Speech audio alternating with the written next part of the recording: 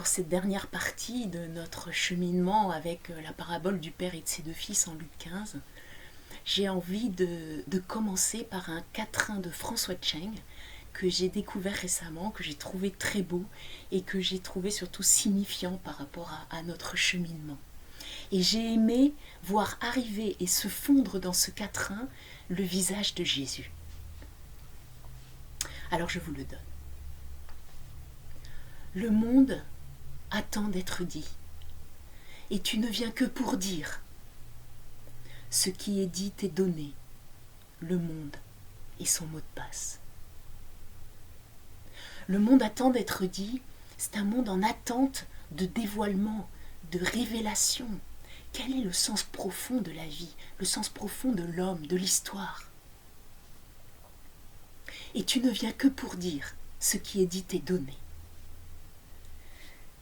En Saint Jean, Jésus dit « Ce que moi je dis, comme mon Père me parle, je le dis. » Et plus loin, « Ce que le Père me montre, je le dis à l'univers. » Donc ce que Jésus nous transmet, nous dévoile, nous révèle, vient en lui d'une révélation intérieure de ce que le Père lui transmet et lui dit. Il le reçoit d'abord. Ce qui est dit t'est donné. Le monde et son mot de passe. Et alors quel est le mot de passe que Jésus nous transmet comme le plus beau secret pour vivre? Eh bien je crois bien que ce mot de passe, c'est le Père. C'est le Père et c'est sa bonté, c'est sa générosité, c'est son affection. Et c'est ce que Jésus transmet et révèle à travers cette parabole. Nous dire, il y a un Père, tu as un Père qui t'aime. Tu peux devenir fils et fille de ce Père.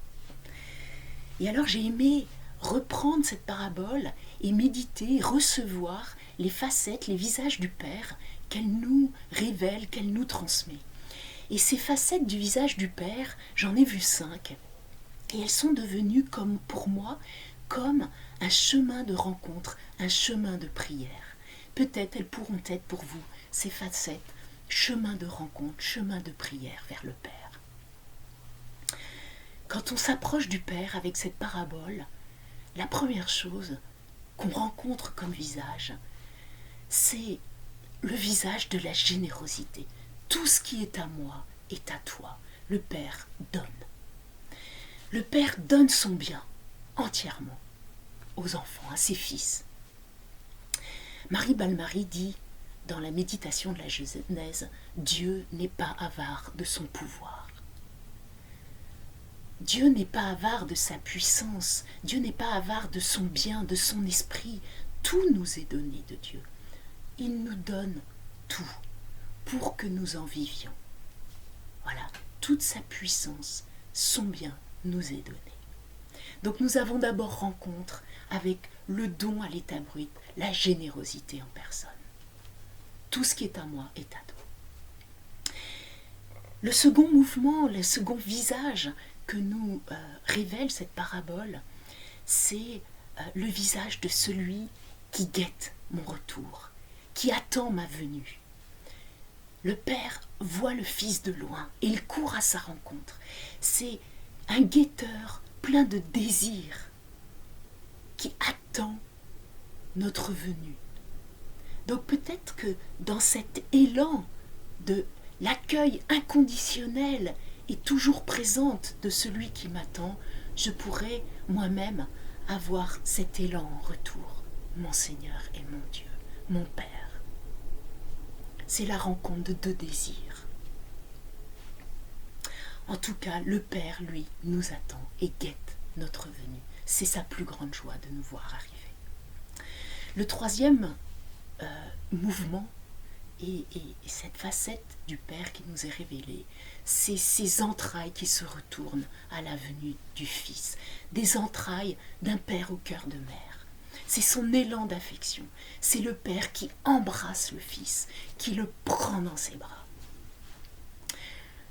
Il y a un psaume qui dit « Je tiens mon âme comme un enfant contre sa mère ». Nous pouvons dans ce mouvement de rencontre, nous sommes invités dans ce mouvement de rencontre à nous laisser prendre dans les bras du Père, à recevoir ce mouvement d'affection qui nous est donné. Voilà, nous croire et nous laisser aimer. Le quatrième mouvement, c'est le mouvement du dialogue.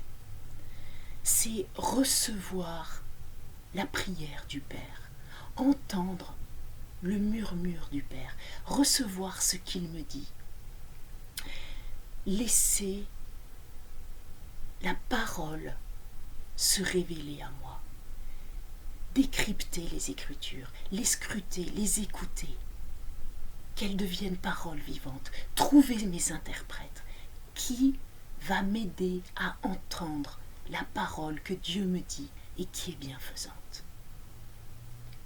Recevoir ce que le Père me dit.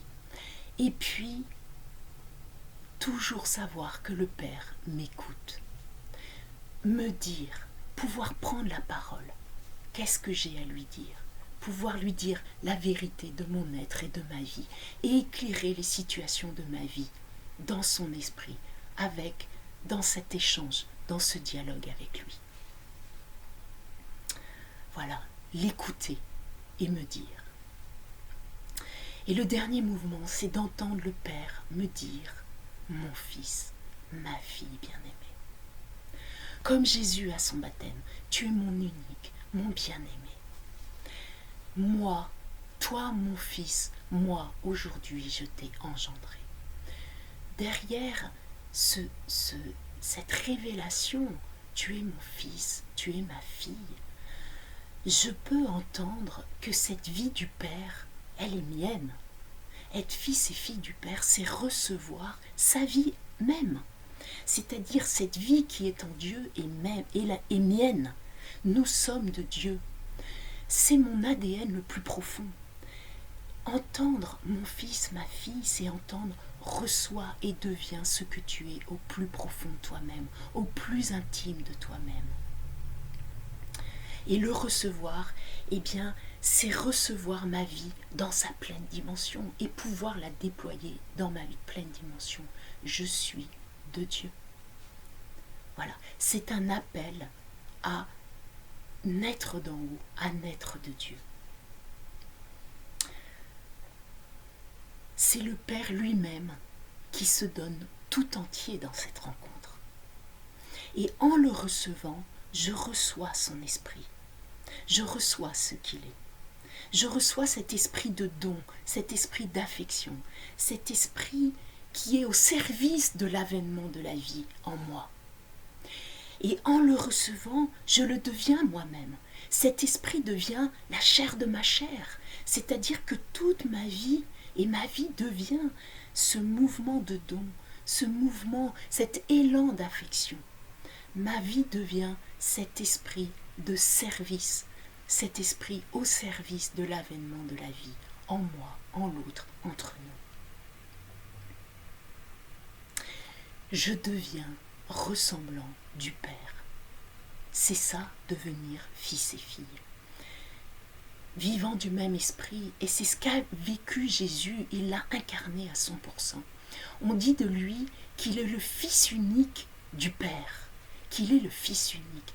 Il est le fils unique au sens où il est le seul à avoir vécu intégralement une ressemblance totale à Dieu. C'est-à-dire qu'il vit à 100% ce qu'il en est du Père. Il incarne le style de Dieu. En Jésus, comme dans le Père, vivre égale aimer. Et aimer, ça engendre la vie. Jésus a vécu de ces relations qui engendrent à la vie. Cet amour qui engendre à la vie. Il y a une manière divine de vivre sa vie humaine. Jésus le révèle, il l'incarne et il ouvre la voie. Il est la voie. Et il nous invite à devenir ressemblant du Père avec lui. Voilà, alors être fils ressemblant du Père et ce en pleine humanité, eh bien c'est notre vocation. Et c'est ce que nous révèle cette parabole. Devenir ressemblant du Père. Elle nous invite à entrer dans cette voie. Mais dans nos vies, eh bien, il y a beaucoup de lieux de dissemblance. c'est-à-dire des lieux où nous sommes en décalage avec notre nature profonde, avec notre vocation profonde, des lieux où nous nous dénaturons, où nous nous défigurons. Et c'est ce que révèle la parabole à travers les deux figures du fils plus jeune et du fils aîné, c'est-à-dire ces lieux de défiguration où nous sommes en décalage avec notre nature profonde, où parfois on en est conscient, ce qui peut conduire à un certain sentiment d'indignité, de honte, où parfois nous en sommes carrément aveugles, comme le fils aîné, qui n'est pas même conscient de ce qu'il vit, de ce décalage. Alors qu'est-ce que nous dit la parabole à cet endroit-là? Eh bien, elle nous dit oui. À des endroits, parfois, à certains lieux, nous prenons des fausses routes, nous nous trompons de voie, nous nous dévoyons, nous trompons de voie. Et il y a en nous des comportements, des modes de pensée qui sont comme une défaillance par rapport à ce qu'on est au plus profond. Et cette défaillance, elle nous conduit à un délabrement de l'être et un délabrement de la relation. Et ça fait mal parce qu'on est fait pour autre chose. Et c'est ce que la Bible appelle le péché. Et le péché, mais l'enjeu de ça dans nos vies, mais c'est existentiel.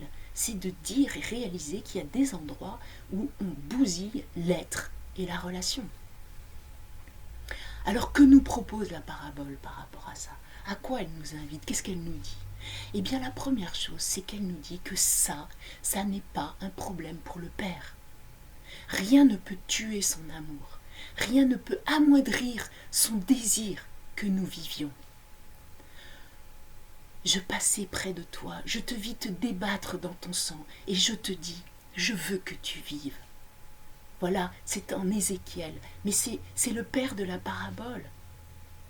Le seul problème que pourrait avoir le Père par rapport au péché, c'est si à cause de ça, à cause de ce sentiment d'indignité, de honte, cette conscience-là qu'on peut avoir, on n'ose plus le retour à la maison paternelle. C'est si on coupe la relation. À quoi nous invite la parabole sur nos lieux de dissemblance, de honte, d'indignité? Cette parabole nous invite à un retour à la maison paternelle, retour à la case départ, c'est-à-dire vers ce Père, et pouvoir entendre, y compris sur ces lieux-là, le Père qui est dans sa générosité. Tout ce qui est à moi est à toi. Le Père qui nous guette, qui attend notre venue, et qui nous prend dans les bras, et qui nous aime, pas moins que ça, pas moins qu'avant. Et que son affection puisse faire fondre ces esclavages intérieurs, ces servitudes qui nous conduisent à nos fausses routes et à la perdition de la vie, en nous et entre nous. Voilà, la parabole nous invite à ça, revenir à la maison paternelle sans cesse, tout vivre de là. C'est la plus grande chance pour déployer la vie et la recevoir. Et puis qu'est-ce que la parabole pointe aussi sur ces lieux de dissemblance, de défaillance de notre être? Eh bien, elle vient pointer nos scléroses mentales, c'est-à-dire ces lieux où on est enfermé dans un savoir qui sait, et notamment sur les plans moral et religieux. Un savoir qui est bien renfermé sur lui-même, qui n'est plus très écoutant de l'autre, qui condamne et qui exclut, qui crée des castes, c'est-à-dire moi et mes amis on est bien, les autres par contre, on rejette en bloc ce qu'est l'autre, sa pensée, ses comportements. Alors la parabole, elle nous invite à laisser nos modes de pensée être évangélisés. Parce qu'il y a des modes de pensée qui tuent la vie de Dieu en nous et dans le monde. Et souvent, on en est bien inconscient. C'est laisser notre rapport à la loi, à la justice, à l'obéissance, au service, à la soumission, être visité par l'Esprit de Dieu. Il y a une manière de vivre et de penser l'obéissance, le service, la soumission qui est évangélique. Et il y en a une qui est mortifère. L'évangile nous aidera à faire la différence entre les deux. Il y a un regard sur la loi et sur la justice qui est évangélique, c'est-à-dire qui participe à l'événement de la vie, à la victoire de la vie. Et il y en a un autre qui est meurtrier. L'évangile nous aide à faire la différence entre les deux. Donc, c'est laisser nos images mentales, notre image de Dieu, notre image de nous-mêmes, notre image de l'homme, de la vie, être visitée et revisitée par l'Évangile, être converti. Et comment? Eh bien, en recevant de Jésus le style du Père. En recevant ce style et en le faisant nôtre, en osant nous laisser bousculer par les manières de Jésus. Jésus est celui qui révèle ce qu'il en est de Dieu et ce qu'il en est de l'homme. Donc, nous laisser évangéliser par la manière dont Jésus a appréhendé la vie, a appréhendé les relations, la manière dont il a engagé la vie et les relations. Nous laisser engendrer par Jésus au style du Père, au style de Dieu lui-même. Voilà, un style fait de dons, d'approchement, de désir que l'autre vive, d'affection, de dialogue, d'écoute, d'une parole qui éveille. C'est l'amour d'abord et c'est l'amour encore. C'est toujours et encore l'amour qui donne vie. Voilà. Donc cette parabole, c'est une invitation à recevoir de Jésus et à travers Jésus du Père le monde et son mot de passe. Pour à notre tour pouvoir dire le monde et son mot de passe dans un esprit qui donne vie. Un esprit commun avec le Père et qui nous rendra frères de tous les hommes et les femmes de ce temps qui sont nos frères en Dieu. Bonne vie, bonne route.